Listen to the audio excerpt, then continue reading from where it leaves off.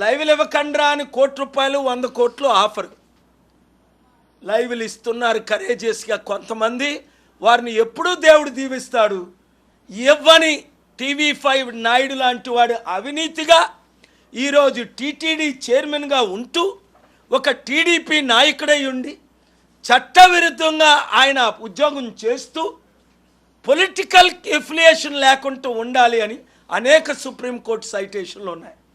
కోర్టులో కేసేస్తాం, ఆయన్ని టీటీడీ చైర్మన్గా తీసేస్తాం 30 రోజుల్లో ఆయనకు మార్పు రాకపోతే. నాయుడు గారు అడ్డుకోగలరా? దమ్ముందా ఎవరికైనా? ఒళ్ళు దగ్గర పెట్టుకోండి. నేను ప్రజల కొరకు వచ్చాను. Article 14 equality.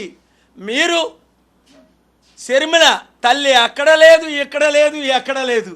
ఆవిడికి గంటలు లైవ్లు ఇస్తారు. ఎందుకు? మీ ఏజెంట్ కనుక.